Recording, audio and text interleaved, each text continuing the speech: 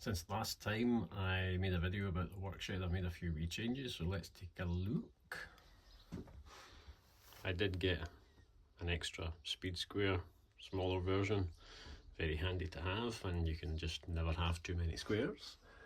I have put a phone holder for listening to music, watching videos, etc. with some power up above. I've covered the bench and the ancillary chest of drawers or ancillary food table there with rubber. This is 3mm smooth rubber mat, which is actually really heavy when it arrives in a huge roll. I've cut that. I've done my wife's potting bench top and bottom with it as well. It's just really handy for protecting the surface when you're gluing stuff up. Got all my glue gear. It's a glue box, great for applying the glue. Some tight bond 2. Got some blue roll, that's been there for a while, all good. Now also you'll remember my miter saw stand that I made so I could store my miter saw vertically because it's a big heavy thing and this is a very small shed. I finished making the top table and it just sits on to the previous stand with 4 in total of these little spring catches. There's one there, there's another one at the same bit on the other side, and there are 2 in the interior back.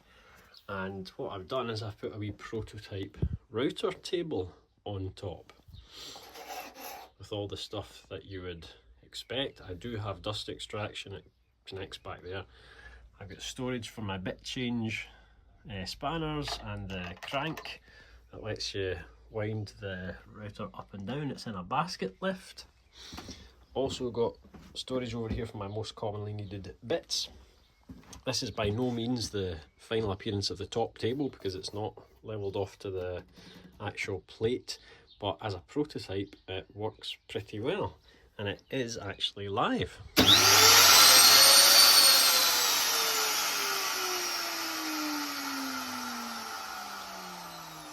My God, that is loud. That is appallingly loud, which is why you always have these when you're using the thing.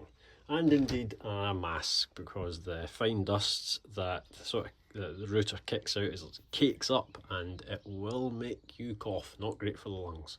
Oh, and I also got 2 huge, fantastic 450mm medium duty quick grips, as well as the what are those, probably 150s and 300s there. And the good thing about these ones is that the ends can pop off, and this is a wee coupler that connects them to the 2 of them together, so you get a sort of, I mean it's not 900 because obviously there's some overlap, but maybe 85 like 850 sorry mil single double-ended clamp.